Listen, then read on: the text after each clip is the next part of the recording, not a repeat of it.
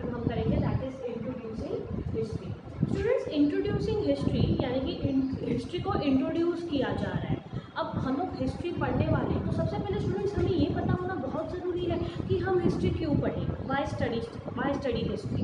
अब स्टूडेंट्स उसके लिए अब मैं आपको बताती हूँ हिस्ट्री पढ़ना क्यों इम्पॉर्टेंट है, यानी कि हमें क्यों हिस्ट्री पढ़ना चाहिए। That is because students studying history is very important to know our past and also our present. अगर हम अपना प्रेजेंट जानना चाहते हैं एंड ऑल्सो आवर पास्ट, यानी कि हम अपना पास्ट जानना चाहते हैं कि पहले क्या हुआ था एंड किस तरीके से हमारी लाइफ ऐसी हुई है, ये सारी चीज़ों के लिए हमें पढ़ना पड़ेगा हिस्ट्री।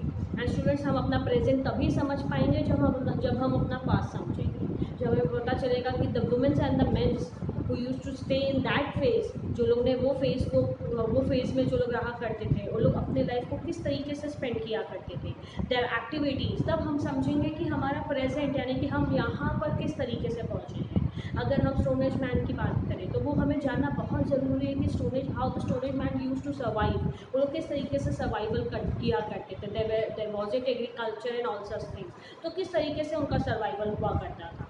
अब वो जब हम पढ़ेंगे तब हम अपने प्रेजेंट लाइफ को कनेक्ट कर सकेंगे कि हमारा हिस्ट्री एंड हमारा प्रेजेंट किस तरीके से कनेक्ट होता है। History is all the study, history is related to study about the past, about our past. अब वो जब हम पास्ट समझ जाएंगे तब हम बहुत अच्छे तरीके से समझ सकेंगे कि हमारा प्रेजेंट किस तरीके से बन पाया है या फिर हम यहाँ पर किस तरीके से पहुँच पाए हैं। So let's study in detail कि इंट्रोड्यूसिंग हिस्ट्री में हमें और क्या क्या बताया है, जैसे कि सोर्सेज यानी कि हमें कहाँ कहाँ से हिस्ट्री के बारे में पता चलता है। There are too many sources.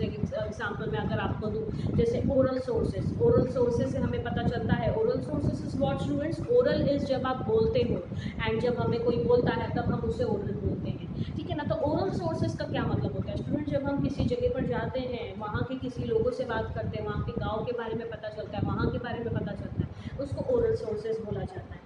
What is written sources, 3 important sources होते हैं students, oral sources, written sources and material sources. तो ओरल के बारे में भी मैंने आपको बताया। What is written sources, written sources is students जो उस पीरियड में, उस फेज में किसी ने जो कुछ लिखा होगा उसके बारे में। तो जब हम पुराने बुक्स को, पुराण को और ये सारी चीज़ों को जब हम पढ़ते हैं तब हमें नॉलेज मिलता है कि उस फेज़ में लोग किस तरीके से रहा करते थे। अब जैसे ये जो बुक है, बुक के अंदर हमें ये सारी चीज़ें लिखी हुई है, आप अपना टेक्स्ट बुक ओपन करोगे तो आपको कई सारी चीज़ें देखने के लिए मिलेंगी बुक में। तो स्टूडेंट्स बुक हमारे लिए एक रिटन सोर्स हो गया, क्योंकि उसके अंदर सारी चीज़ें लिखी हैं, हम उस लिखी हुई चीज़ को पढ़ते हैं और हमें नॉलेज मिलता है। Then this is known as written sources. What is material sources, material sources students जो मॉन्यूमेंट्स होते हैं, जो बिल्डिंग्स हैं, एंड जो भी ऐसे स्टफ जो हमें उनके मिले हैं, जो भी ऐसे मटेरियल्स जैसे कि कॉइन्स, प्लेट्स, ठीक है ना, ये सारी चीज़ें, केव्स, ये सारी चीज़ें हम स्टूडेंट्स मटेरियल सोर्स में काउंट करते हैं। मटेरियल सोर्सेज यानी कि उनकी यूज़ की हुई चीज़ें जो कई बार मलबे में दब जाती हैं। जब स्टडी आर्कियोलॉजिस्ट जो होते हैं, आर्कियोलॉजिस्ट यानी स्टूडेंट्स जो उसके ऊपर स्टडी करते हैं,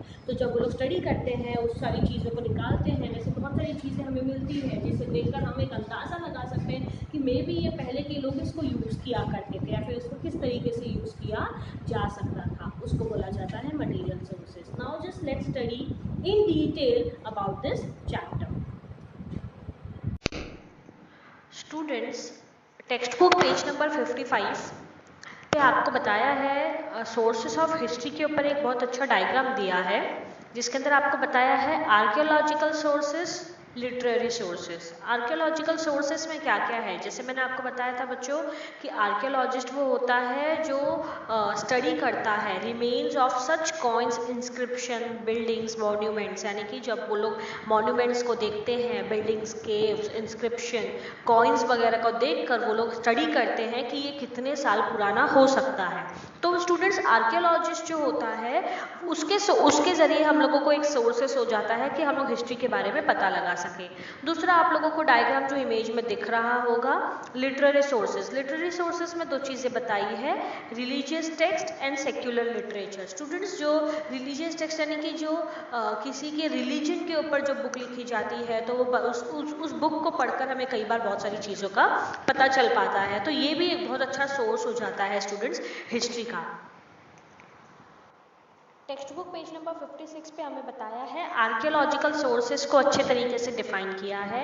उसमें आपको बताया है they include the remains of buildings, जैसे बहुत सारे पुराने ज़माने में बनाई हुई बिल्डिंग्स है जो कई बार लैंडस्लाइडिंग और ये सब चीज़ों की वजह से वो बिल्डिंग टूट जाती है, गिर जाती है, तो उसके कुछ टुकड़े या कुछ हिस्से हमें मिल जाते हैं। पॉटरी, पॉटरी का मतलब होता है जो पॉट्स बनाया जाता था। वेपन्स, टूल्स, टॉयज, ऑर्नामेंट्स, खिलौने और ऑर्नामेंट्स के ज़रिए भी कई बार बोन्स, एनिमल्स के बोन्स और खुद हमारे स्टोन एज के जो बोन्स होते हैं, हड्डियाँ, स्टूडेंट्स, हड्डी जब कोई इंसान ख़त्म हो जाता है, जब वो इंसान के बॉडी के जो हड्डी बच जाते हैं, कई बार उससे भी उनके बारे में पता लगाया जाता है कि ये कितने साल पुराना हो सकता है। अदर देन दैट उनके हाइट के बारे में भी पता लगाया जाता है। ग्रेन्स, रिमेन्स और प्लांट्स, और स्टूडेंट्स प्लांट्स के जरिए भी पता लगाया जाता है कि कितने साल पुराना है और लोग इसको खाकर जिंदा रहा करते थे क्या। The science of exploring and excavating the remains of the past is called archaeology. Students, इस जो ये सारी चीज़ों के जरिए जो स्टडी किया जाता है पास्ट के बारे में, उसको आर्कियोलॉजी बोला जाता है। एंड जो लोग स्टडी करते हैं इसके बारे में उनको आर्कियोलॉजिस्ट बोला जाता है। ओके, अब यहाँ पर फिर आपको बहुत अच्छे तरीके से बताया है फॉसिल रिमेन्स। फॉसिल रिमेन्स का मतलब होता है fossil remains are basically imprints of plants, animals and human preserved in rocks.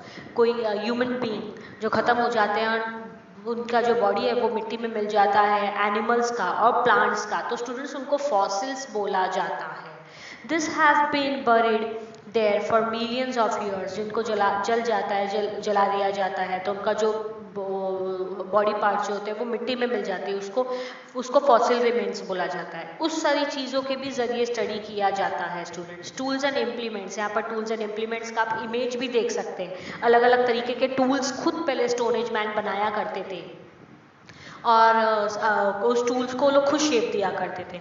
तो वो सारे टूल्स को देखकर भी हमें एक अंदाज़ा लगाया जाता है कि वो लोग किस किस तरीके की चीज़ें यूज़ किया करते थे और किस चीज़ के लिए यूज़ किया कर सकते थे। अब स्टूडेंट्स फिर आपको बताया है मॉन्यूमेंट्स के बारे में। मॉन्यूमेंट्स के अंदर क्या क्या आ जाता है स्टूडेंट्स? जो बिल्डिंग्स होते हैं, केव्स यानी कि जो गुफा होते हैं, ऐसे बहुत सारे फोर्ट्स हैं जो हमारे किसी फाइटर ने बनाया है, तो ये सारी चीज़ें मॉन्यूमेंट्स के अंदर आ जाती है। स्तूपा जो है वो भी मॉन्यूमेंट के अंदर आ जाता है, जैसे अजंता अलोरा केव काफ़ी ज़्यादा फेमस है। ऐसे बहुत सारे टेम्पल्स हैं जो काफ़ी सालों पहले बनाए गए हैं, तो वो सारी चीज़ें भी मॉन्यूमेंट्स के अंदर आ जाती हैं।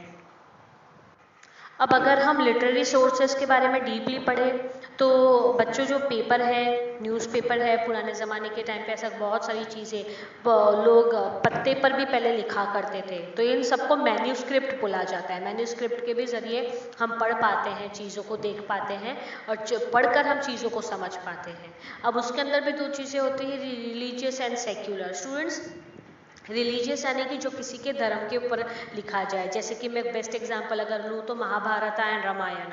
तो जो रामायण है, जो महाभारत है स्टूडेंट्स, वो एक रिलीजियस बुक है एंड उसे पढ़कर भी हमें अपने पास्ट के बारे में पता चलता है कि सालों पहले ऐसा हुआ था, तो वो पढ़कर हम लोगों ने एक अंदाज़ा लगाया। तो स्टूडेंट्स उसके अंदर भी प्राकृत लैंग्वेज होता है, पाली लैंग्वेज है, संस्कृत लैंग्वेज है और तमिल भी है। तो ये सारे लैंग्वेजेस में लोग लिखा करते थे पहले के टाइम पे एंड हम उसे अब के टाइम पे हम उसे पढ़कर समझते हैं कि क्या क्या चीज़ें हुई थी उस टाइम पर जब हम नहीं एग्जिस्ट कर रहे थे। तो स्टूडेंट्स, अगर आप पेज नंबर 59 पर देखोगे, टेक्स्ट बुक पेज नंबर 59 पे बहुत अच्छा और अंडरस्टैंडिंग एग्जाम्पल हमें दिया है कि अगर आप 3 कॉइन यहाँ पर आपको बताया है, तो अगर आप उसको देखोगे तो आपको पता चलेगा कि हमारे ग्रैंड पेरेंट्स या फिर उनके ग्रैंड पेरेंट्स के ग्रेट ग्रैंड पेरेंट्स, ठीक है, हमारे ग्रैंड पेरेंट यानी कि हमारे ग्रैंड पेरेंट्स के ग्रैंड पेरेंट्स को अगर आप ये करोगे देखोगे तो उसके टाइम पे, उनके टाइम पे लोग किस तरीके का कॉइन्स यूज़ किया करते थे। फिर आप देखोगे आपके पेरेंट्स के टाइम पे किस तरीके का कॉइन्स यूज़ होता है एंड देन अब प्रेजेंट टाइम पे देखोगे तो आपको पता चलेगा कि आपके टाइम पे कैसा कॉइन यूज़ होता है। यहाँ पर 1 रुपीज़ का 3 कॉइन बताया है। तो अब आपको पता है बच्चों, अगर आप अभी वाला जो कॉइन देखोगे तो आपको मालूम है कॉइन तो अभी आप प्रेजेंट में देख रहे हो, आपके पेरेंट्स के टाइम पे किस तरीके का कॉइन चलता था एंड आपके ग्रैंड पेरेंट्स के टाइम पे किस तरीके का कॉइन चला करता था।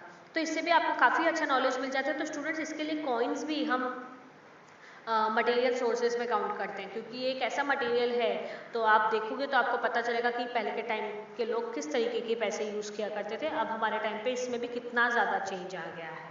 तो ओवरऑल इस चैप्टर में बहुत अच्छा नॉलेज आपको दिया है, इसलिए आपको इस चैप्टर को नाम दिया है इंट्रोड्यूसिंग हिस्ट्री। इसे हम पढ़ते हैं तो हमें पता चलता है हिस्ट्री के बारे में, और हिस्ट्री के बारे में काफ़ी अच्छी डिटेल में आपको दिया हुआ है नॉलेज की सोर्सेस कहाँ कहाँ से हिस्ट्री पता चलता है, हमें हिस्ट्री को पढ़ना क्यों इम्पॉर्टेंट है।